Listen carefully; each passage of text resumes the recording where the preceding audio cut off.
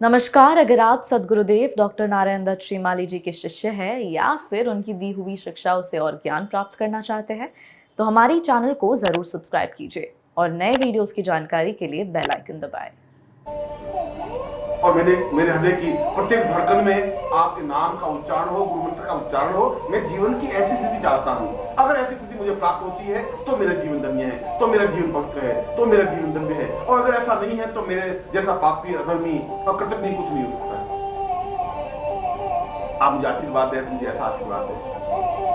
आप मुझको कृपा करें तो ऐसी कृपा करें कि मैं हर क्षण आपके पास रह सकूं, आपकी वाणी को सुन सकूं, आपके शब्दों को अपने हृदय में उतार सकूं। मैं एक टक आपको ही देखता रहना चाहता हूं। मैं एक टक आपको अपनी आंखों के माध्यम से पी लेना चाहता हूं। मैं एक टक आप में समाहित हो जाना चाहता हूं, एक रस हो जाना चाहता हूं, आप में लीन हो जाना चाहता हूं, क्योंकि गुरुदेव मैं आपकी शरण में हूं और केवल मात्र आपकी शरण में हूं। मैं आपको दुर्भोपनिषद के कुछ श्लोकों को सुना रहा था, उच्चारित कर रहा था। उन ऋषियों के पुंज ने दुर्भोपनिषद में अत्यंत गर्वित होकर के कहा है, चैतन्य रूपम अपरम सदैव प्राणोदवेवं चरणं सदैव सतीर्थो सदैवं भवतं वदैवं गुरुर्वै शरण्यं गुरुर्वै शरण्यं। और लोगों ने अनुभव किया हो या नहीं किया हो, मगर मैं तो आपके शरीर का एक हिस्सा हूं, एक शरीर का पार्ट हूं, एक शरीर का एक अंग हूं। मैंने अनुभव किया है कि आप हिमालय से भी महान, गर्भयुक्त और सागर से भी समान विशाल है। सागर आपके सामने बहुत तुच्छ है, नगण्य है। हिमालय बहुत बौना है। आपका गर्भोन्नत भार हिमालय से भी बहुत ऊंचाई की ओर उठा हुआ है। और जब मैं अपना सिर उठा करके ऊंचाई की ओर देखता हूं तो मेरी आंखें चौंधिया जाती हैं। मैं समझ नहीं पाता हूं कि इतना अद्वितीय और श्रेष्ठतम इस गर्भोन्नत भार को मैं अपनी आंखों के माध्यम से कैसे समाहित कर सकूंगा। मैं जब आपके वक्षस्थल को देखता हूं तो ऐसा लगता है कि जैसे पूरा समुद्र हिलोरे मार रहा हो, ठाठे मार रहा हो। उस वक्षस्थल में अपने सिर को छुपा लेना चाहता हूं। मैं उसमें डूब जाना चाहता हूं, भींच जाना चाहता हूं। आप मुझे बाहों के घेरे में बांध लें, अपने सीने से भींच लें, इतना भींच लें कि मैं आपके शरीर में, आपके हृदय में, आपके सीने में, आपके वक्षस्थल में प्रवेश कर लूं, उसमें घुस जाऊं, उसमें अपने आप को समाहित कर लूं, अपने एकाकारिता को कर लूं, अपने आप को समाप्त कर दूं। जहां मुझे सुख मिल सकेगा, जहां मुझे सौभाग्य मिल सकेगा, जहां मुझे तृप्ति मिल सकेगी, जहां मुझे पूर्णता प्राप्त हो सकेगी। और जब मैं आपके संपूर्ण शरीर को देखता हूं तो मेरे सामने समस्त ब्रह्मांड साकार हो जाता है। और शरीर को जब मैं भाव विपट होकर देखता हूं तो कहीं मुझे ब्रह्मलोक दिखाई दे रहा है, कहीं मुझे विष्णुलोक दिखाई देता है, कहीं मुझे रुद्रलोक दिखाई देता है। इंद्र, गंधर्व, यक्ष, किन्नर और उन समस्त देवताओं के आगार मुझे दिखाई देते हैं। चंद्रलोक और सूर्यलोक मुझे स्पष्ट रूप से प्रतिबिंबित होते हैं। ऐसा लगता है कि जैसा समस्त ब्रह्मांड मेरे सामने साकार हुआ हो। फिर मैं कौन सी साधना करूं? उस ब्रह्मांड साधना करने से मुझे क्या लाभ हो पाएगा? उस ब्रह्मांड साधना से तो एक एक लोक करके देख पाऊंगा। यहाँ तो मैं समस्त ब्रह्मांड को एक साथ देखने की प्रयत्न करता हूँ। सारा ब्रह्मांड मेरे सामने साकार है, तेज पुंज है, स्वरूपमय है। जब मैं आपके सिर को देखता हूं तो एक अलग ब्रह्मांड दिखाई देता है। जब मैं आपके नेत्रों को देखता हूं तो सूर्यलोक और चंद्रलोक स्पष्ट रूप से दिखाई देते हैं। जब मैं आपके मुस्कुराते हुए बिंब को, चेहरे को और मुस्कुराहट को देखता हूं तो ऐसा लगता है कि जैसे सारा ब्रह्मांड खिलखिला रहा हो, मुस्कुराहट रहा हो। और इस पूरे ब्रह्मांड को जब मैं अपने सामने खड़ा देखता हूं तो मैं तो अपने आप को बहुत छोटा, नगण्य, बौना सा अनुभव करता हूं। ऐसा लगता है कि जैसे इस पूरे ब्रह्मांड में मेरा अस्तित्व कहां है, जहां हजारों हजार ऋषि हैं, योगी हैं, गंधर्व हैं, किन्नर हैं, देवता हैं, ब्रह्मा हैं, विष्णु हैं, महेश हैं, वशिष्ठ हैं, विश्वामित्र हैं, गर्ग, अत्रि, कणाद, पुलस्त्य ऋषि हैं। इन समस्त देवताओं ऋषियों के बीच में मेरा अस्तित्व कहां है? मैं तो बहुत एक छोटा सा, अत्यंत छोटे से कण की तरह दिखाई देता हूं। उसके बावजूद भी इस कण को आपने अपनाया, इससे बड़ा सौभाग्य क्या हो सकता है? इस कण पर आपकी कृपा दृष्टि हुई, इससे बड़ा सौभाग्य और क्या हो सकता है? आपने इस कण पर हाथ रखा, यह मेरे जीवन का अहोभाव है, सौभाग्य है। आपने इस कण को अपनाया, यह मेरे पूर्व जन्म के पुण्यों का उदय है। मुझे अपने आप में गर्व है कि मैं उस ब्रह्मांड का एक हिस्सा बन सका, उस ब्रह्मांड की कृपा दृष्टि मुझ पर अवतरित हो सकी, उस ब्रह्मांड की वर्षा मेरे ऊपर हो सकी और मैं उसमें अवगाहन कर सका। आपकी और मेरी तो कोई तुलना हो ही नहीं सकती। हजारों हजारों जन्म लेने के बाद भी मैं आपके बराबर चिंतन कर ही नहीं सकता। एक कण की और एक विशाल पृथ्वी की कोई तुलना नहीं हो सकती। एक बूंद और एक समुद्र की तुलना नहीं हो सकती। एक दीपक और एक सूर्य की तुलना नहीं हो सकती। ठीक उसी प्रकार से मेरी और आपकी तुलना करना ही व्यर्थ है, तुच्छ है, नगण्य है, मूर्खता है, मेरा ओछापन है। मैं तो अगर इस पूरे ब्रह्मांड का एक छोटा सा कण भी बना रह सकूं तो ये बहुत बड़ी उपलब्धि है कि इस ब्रह्मांड में मेरा कण अस्तित्व युक्त है। और उससे बड़ा सौभाग्य यह है कि इस कण पर आपकी कृपा दृष्टि है, इस कण को आप परिचित हैं, इस कण पर आपकी कृपा दृष्टि हुई है, इस कण ने आनंद का अनुभव किया है। इससे बड़ा सौभाग्य और मुझे क्या चाहिए?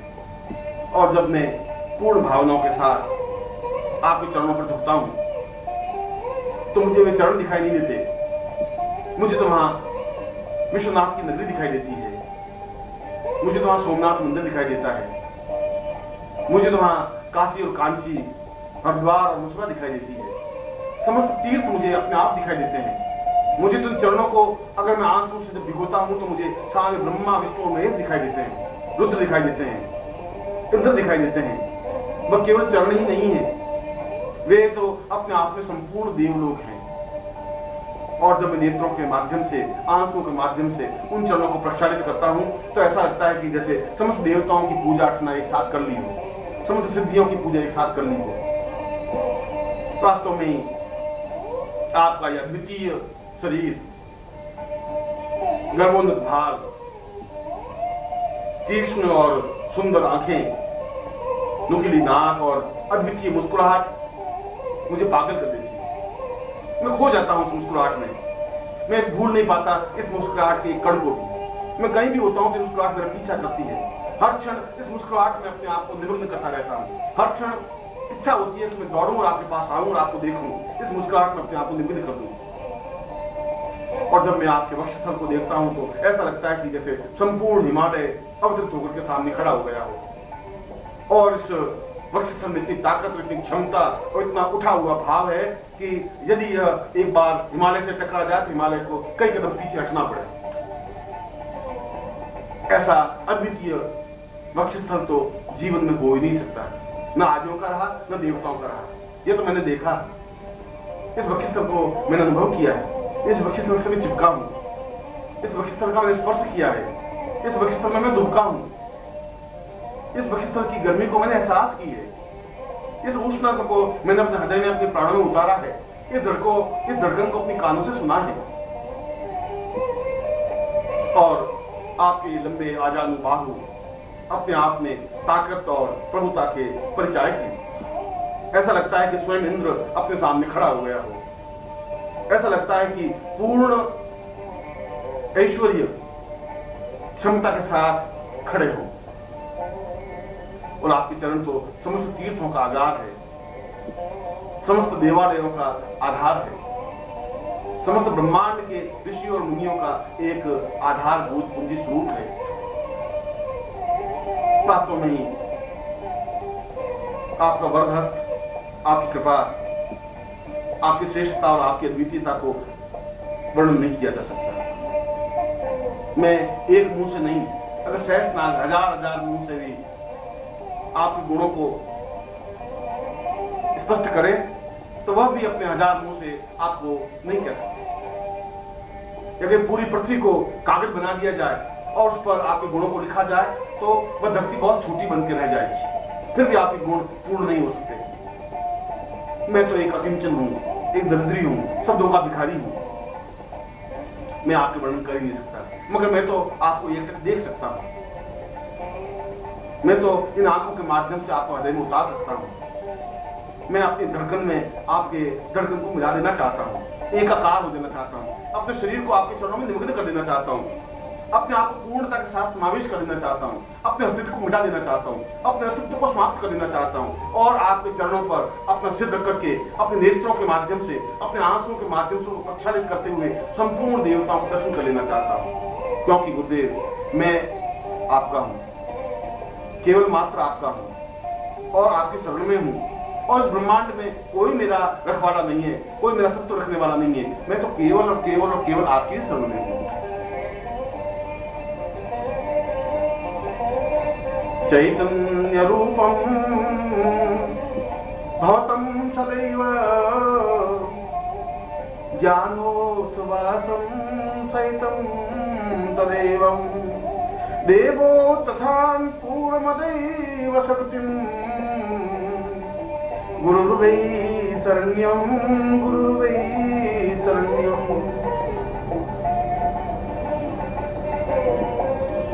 इस विश्व में, ब्रह्मांड में जितनी भी शक्तियां हैं, वह चाहे महाकाली हो, वह चाहे महासरस्वती हो, वह चाहे महालक्ष्मी हो, वह चाहे बगलामुखी हो, वह चाहे धूमावती हो, वह चाहे छिन्नमस्ता हो, चाहे जगदम्बा हो, किसी भी प्रकार की कोई शक्ति हो, मैं तो आपके सामने उनको अठखेलिया करते हुए देखता हूँ। मैं देखता हूँ कि वे आपके सामने नृत्य कर रही हैं। मैं देखता हूँ कि वे आपकी कृपा कटाक्ष पाने के लिए प्रयत्नशील हैं। वे स्वयं टुकुर टुकुर आपकी ओर निहारती रहती हैं कि कब आपकी नजर उठे, कब आपकी दृष्टि उठे, कब आप उन पर कृपा वृष्टि करें, कब वे धन्य हो। और जब मैं ये सब कुछ देखता हूँ तो मैं ये समझता हूँ कि आपको छोड़ करके और कौन सी साधना मेरे लिए उपयुक्त है, कौन सी शक्ति चाहिए, कौन सी साधना चाहिए। तारा मंत्र से क्या हो जाएगा, काली मंत्र का उच्चारण करने से क्या होगा, चामुंडा विच्ची जगदम्बा का मंत्र उच्चारण करने से, नवाड़ मंत्र जपने से क्या हो जाएगा। ये सब तो मैं आपके सामने नृत्य करते हुए देख रहा हूँ। ये सारे गंधर्व, ये सारे यक्ष, ये सारे किन्नर, ये सारे देवता जब नृत्य करते हुए आपके सामने मैं अनुभव करता हूँ तो समझता हूँ कि आपसे बड़ा और देवत्व क्या हो सकता है, आपसे बड़ा और पुरुषत्व क्या हो सकता है। आप तो जीवन का एक जीवन स्वरूप है, ब्रह्मांड का एक पार्श्व है, चैतन्य स्वरूप है, अपने आप में समग्र है। और मैं जब आपको देखता हूं तो ऐसा लगता है कि जैसे समस्त ब्रह्मांड को मैं अपने आप में आत्मसात किया हुआ हूं। सारा ब्रह्मांड मेरे हृदय में अवतरित हो जाता है, मेरा हृदय अपने आप में धड़कने लग जाता है, चैतन्य हो जाता है, मेरा सारा शरीर थरथराने लग जाता है। मैं अपने आप में पूर्ण कुंडलिनी जागरण और क्रिया योग से दीक्षित हो जाता हूँ। सारा शरीर अपने आप में ऊंचा उठ जाता है, अपने आप में तपस्वी बन जाता हूँ, पूर्णता युक्त बन जाता हूँ और सही अर्थों में देखा जाए तो मैं वशिष्ठ विश्वामित्र त्रिलोकनाथ बन जाता हूँ। मैं इंद्र और मरुदगण बन जाता हूँ, मैं विष्णु और रुद्र बन जाता हूँ, क्योंकि वे सब तो एक नगण्य आपके सामने खड़े हैं। जिस प्रकार से मैं खड़ा हूँ उसी प्रकार से ये सारी शक्तियां, ये सारे देवता, ये सारे यक्ष, ये सारे गंधर्व, ये सारे किन्नर मैं अपनी आंखों से खड़े खड़े देख रहा हूँ। इसलिए गुरुदेव उनके समान तो मैं भी बन गया हूँ। ये हो सकता है कि वे आगे हों, मैं थोड़ा पीछे रुका हुआ हूँ। हो सकता है कि उनके मेरे बीच में फासला हो, मगर उनकी कृपा दृष्टि, यदि आपकी कृपा दृष्टि उन पर है तो आपकी कृपा दृष्टि उनसे भी पहले मेरे ऊपर है। और ये मेरे लिए सौभाग्य की बात है, ये मेरे लिए प्रसन्नता की बात है, ये मेरे आह्लाद की बात है। और मंत्रों को और पुस्तकों में लिखे हुए मंत्रों को मैं क्या करूं, उन मंत्रों के माध्यम से क्या हो जाएगा। वे मंत्र तो एक निर्जीव शब्द है, उन शब्दों को ठेल करके आगे बढ़ाऊं भी तो उससे क्या लाभ हो जाएगा। मुझे मंत्र नहीं चाहिए, मुझे तंत्र नहीं चाहिए, मुझे योग दर्शन मीमांसा नहीं चाहिए। आपके मुंह से निकला हुआ प्रत्येक शब्द अपने आप में मंत्र है। आपके मुंह से निकला हुआ प्रत्येक शब्द अपने आप में मेरे लिए आज्ञा है, मेरे लिए तंत्र है। यदि मैं उन शब्दों का पालन कर लेता हूँ, यदि उन शब्दों को अपने हृदय में उतार देता हूँ, यदि उन शब्दों का पालन करता हुआ उनकी आज्ञा का पालन कर लेता हूँ तो अपने आप में तंत्र मेरे सामने साकार, स्पष्ट और पूर्णता के साथ स्पष्ट हो जाएगा। अपने आप में मंत्र अपने आप में पूर्ण चैतन्य युक्त बन जाएगा। यदि मैं आपके शरीर को स्पष्ट कर लेता हूँ तो सारे योग की भावभूमियां अपने आप मेरे शरीर में अवतरित हो जाएंगी। जब मैं आपके शरीर को स्पष्ट करता हूँ तो सारे शरीर में एक विद्युत प्रवाह का अनुभव होता है। ऐसा लगता है कि जैसे बहुत जोरों से मैं उछल गया हूँ, ब्रह्मांड में एक कूदने लग गया हूँ, क्योंकि उस तेजस्विता को मैं अपने हृदय में, अपने शरीर में अनुभव करने लगता हूँ। इसीलिए तो मुझे न मंत्र की आवश्यकता है, न तंत्र की, न दर्शन की, न योग की, न मीमांसा की।